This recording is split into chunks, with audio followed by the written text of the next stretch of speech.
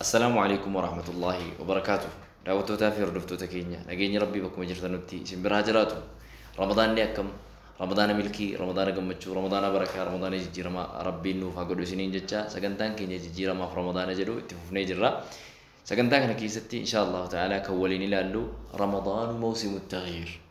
Ramadaanni gabaatti jijjiirama bitatanii gabaatti jijjiirama argatanii kan jedhu inshaallah ta'ala waliin ilaalla. Jiini Ramadaanaa kun carraa guddaa rabbiin subhaanahu wa ta'ala filatee ummata muslimaatiif kenne akka namni akka dhuunfaatti of jijjiiruu irratti hojjechuu danda'u, akka jama'aa irratti hojjechuu danda'u, akka ji'a hunduma keessa caalaa ji'a 11f chaarjii ji'a 11 ganaa dhufuudhaa taa'u as keessatti ji'a Ramadaanaa tokkichaa kana keessatti guuttannee as keessaa bahuu dandeenya jechuudha. Namni kamuu akka dhuunfaattis ta'e akka gamtaattis ta'e waan kana bakka tokkotti fudhatee deemuu danda'a. Rabbiin subhaanahu wa ta'ala Quraana keessatti yeroo nutti himu inna Allah la yughayyiru ma biqawmin hatta yughayyiru ma bi anfusihim. Ilmi namaa tokko Rabbirraa waan gaarii argachuuf yookaan immoo Rabbiin ilma namaatirraa rakkina irra jirus yookaan waan tokko kennuufiidhaan yookaan bakka gaarii tokkoon gahuun hanga isaan xabiyaa isaaniirraa amala isaaniirraa rakkina isaaniirra jiru ofirraa jijjiiranitti Rabbiin hin jijjiiru jedha. Kanaaf Ramadaana keessa hangumanitti sochoonee jenneeni kennaan achi biraa dabalamee nuu kennama. Rabbiin subhaanahu wa ta'ala illaa Ramadaana yookiin soomana kana fide yeroo nutti himu yaa ayyuhalladhiina aamanuu kutiba alaykumus siyaamu kamaa kutiba alal ladhiina min qablikum la'allakum tattaquun jedha. Illaa sadi Rabbiin Quraana keessatti lakkaa'ee soomana wajjin wal qabsiisee akka namni sodaa as keessatti oomishatuuf tokko la'allakum tashkuruun akka isin Rabbii keessan galatoonfattanii fi xumura irratti la'allahum yarshuduun bakka barbaadame sana immoo akka dhayxaniif karaa isin qajeelchaa jechuudha. Taqwaa argattee Rabbiin galatoonfattee waan barbaaddu argattee Ramadaana akhattamtaa jechuudha. Ramadaanni nama duraan salaanni itti jabaataa ture akka inni salaata irratti jabaatuuf fursaadha. Namni salaata jama'aan salaanne salaata jama'aa akka inni salaatu irratti eeggachuu danda'u. Namni duraan soba baay'isuu akka inni soba sana dhiisuu danda'u. Namni duraan amaanaan eegganne akka inni amaanaa isaadhaa eeggachuu danda'u. Namni duraan Rabbi irraa fagaatee jiru akka inni Rabbi irratti dhiyaatuun namni duraan soomana kana hin soomanne yeruma hundaa'u nyaataaf dhugaatiin isa yaachisu akka inni garaa isaadhaa kana leenjisee Rabbi wajjin walitti dhiyaachuu danda'u. Miskiinaaf garaa laafuu danda'u. Namni duraan salaata sunnaa hin salaanne salaata sunnaa akka inni irratti eeggatee halkan dheeraa kana salaata taraawih irraa jalqabee Ramadaana guutuu salaataa bahee Ramadaana booda immoo salaata san akka inni itti fufuu danda'u. Amala godhatee qaama godhatee akka inni keessaa bahuudhaaf Rabbiin nuuf qopheessee jechuudha. Namni kun yaadota garagaraarraa yaadota hamaarraa yookaan immoo ilaalcha badaa garagaraa ilaalcha namaaf qabu ilaalcha dhuunfaa isaatiif qabu hundarraa akka inni bilisa ta'uuf Rabbiin ji'a Ramadaanaa kana qopheessee nuuf kennee jechuudha. Kanaaf Ramadaanni gabaa jijjiiramaati. Wantoota gabaa jijjiiramaa itti ta'uu danda'aniif sababoota muraasa inshaallah ta'ala keessaa kaafnee bira tarkaanfanna. Inni jalqabaa li'anna nufuusa muhayya'a lubbuun kun qophoofteetuma dhufti. Gaafa jiini Ramadaanaa kun as deebi'u ilmi namaa hundinuu fuulli isaa bashaasha ta'eeti obboleessa isaa dhiifama gaafachuudhaan gammachuu wal dubbisuudhaan walitti deemee wal ziyaaruudhaan waan qabu walii kennee wajjin furuudhaan lubbummaan ilma namaa kun haala qophii ta'e wayiitiin Ramadaana kana keessa Ramadaana simataa jechuudha. Jijjiiramaaf qophaa'eetuma dhufa. Wa'diin sitti himamu kitaabni sitti himamu namni osoo waamamin karaa masjiidaa dhufa. Osoo namni duraan safaa lama sadiin yookiin saffaa tokko masjiida keessa dhaabbatu masjiidni bakki dhaabbatan hin jiru jechuudha. Lubbuma ilma namaa kanatu ji'a kana keessatti qophaa'ee dhugaa qeebaluudhaaf haqee qeebaluudhaaf qophaa'ee dhufee jira jechuudha. Inni lammaffaan ilmi namaa yeroo baay'ee of dagataadha. Maasiyaa guyyaa fi halkan keessa hojjetaa ta'a.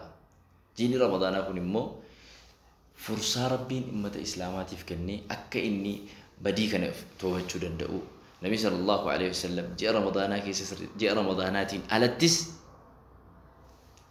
yeroo hunda toobataa ta'a. Ilmi namaa immoo Ramadaana kana keessa soomanni kiyya naaf haqee balamu jechuudhaaf jecha toobataa. Ramadaanni narraa haqee balamu yookiin soomanni kiyya narraa haqee balamu jechuudhaaf haqa namaa eeggata. Jechoota hin taane irraa eeggata. Wannoota yeroo kana hunda isaarraa toobateeti Ramadaana yookiin soomana isaadhaa jalqabaa jechuudha. Inni sadaffaan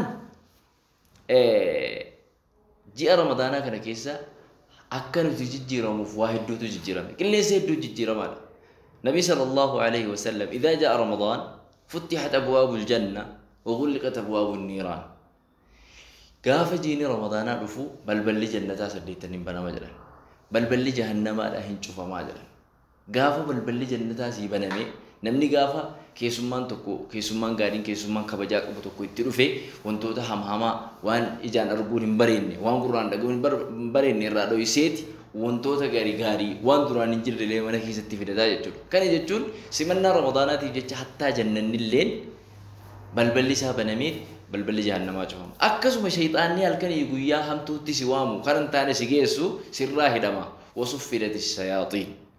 Shayxaanni sirraa hidhamee hamma duraan namatti gahee hamtuutti nama oofaa deemu jallinatti nama geessaa deemu nama walitti naqaa oolu nama walitti diraa nama lamachiisa asiifachi waliin naqu kuni irraa hidhamaa jira.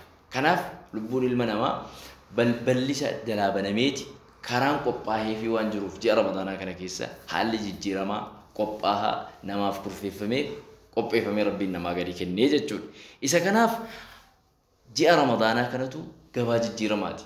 Gaafa gufuun si dura kaafamee karaa ati deemtu asfaaltii godhanii si dura kaa'an deemuun gaafa dhiibte kan kumatamuu qabu si jechuudha. Kanaaf ji'a ramadaanaa kana ji'a fursaa ji'a kennaa nabii sallallahu alaihi wasallam kana laalchisuudhaan maal jedhanii gaaf tokko minbararra ol bahanii aamiin ammas ol bahanii minbara tokkoffaa lammaffaa sadaffaa bahanii aamiin jedhan sadan irrattu waan dur hin jirre Ugguu isaan achirraa bu'an sahaabonni gaafatan yaa ergamaa rabbii haala duraan sirratti argine kana sirratti argine maali wanni ti aamin jette jennaan jibriiltu nutti dhufee du'aa kadhatee jennaan aamin jedhinaan jennaan jedhe maani san keessaa tokko namni ramadaanni irra dhufee isaaf hin araaramin osoo araarama rabbiirraa hin argatin hin milkaa'iniin keessa dabre rabbiin isa rahmatarraa isaa fageessu funyaan isaa lafatti haarigamu رحمة ربي الله فقاتو جنان آمين جد جبريل تلو آي كراتي إرقما ربي صلى الله عليه وسلم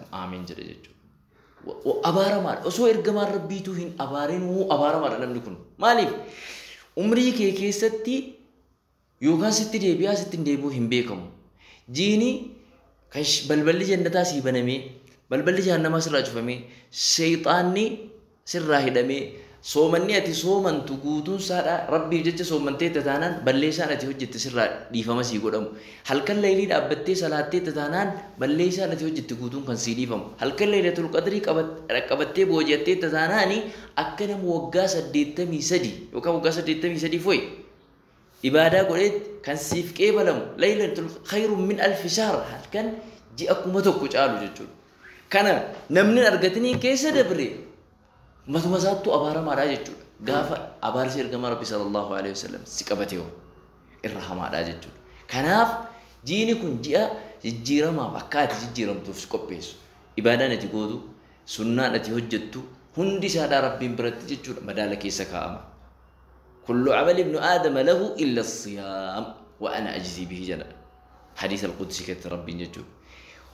Ibaadaan ilmi aadam godhu hundi isaadhaatu kudhaniin galata galfama yoonni tokko hojjete rabbiin kudhaniin deebisa yoonni tokko hojjete kudhaniin rabbiin deebisa hamma dachaa 700 soomana malee soomanni kunoo fa innahu li anaaf jecha soomani sawaaba saadhaatis natu beeka anatu galata galchaafi guyyaa qiyamaallee namni balbala hundaan namni jannata seenee balbala isaa hundaan seenee ka'eeti kan jannata keessaa baaburrayyaan kan jedhamu warri soomanaa qofti waamamanii kottaa seenaa jedhanii jarri qofti seenanii balballi achi booda cufamaa jechuudha. Jara malee namni biraa tokko seenuu hin danda'u. Mindaa jarri argatan laa ya'lamuhu illa Allah rabbiin malee beekuu hin danda'u. Egaa ji'a akkanaa kana khayrii akkanaa kana keessa dhuftee yoo keessa booji'attee keessa hin darbin ati duruma abaaramaadha jechuudha. Gaafa abaarsi ergamaa rabbiidhaa sitti dabalate yoo na'uudhu billahi min dhalik rabbina jaanu haa baasu warra abaarsa san jalaallee nagaa ba'u rabbi nu haa godhu warra khayrii as keessa jiru booji'atee keessa tarkaanfatu rabbiin nu haa godhu. Kanaaf sababoonni ramadaana keessa akkanatti jijjiiramnu nu kakaasu hedduudha. Muraasa isinii kaasuuf yaallee jirra insha Allah ta'ala. Sagantaatti aanu keessatti immoo jijjiiramatti eenyutu haajama ramadaana kana keessa eenyutu jijjiirama barbaachisa kan jedhu insha Allah bal'isnee waliin ilaalla hanga sagantaa san geenyutti nageenya rabbii keessa nuuf jiraadhaa. Wassalaamu alaikum wa rahmatullaahi wa barakaatuh. وعليكم السلام.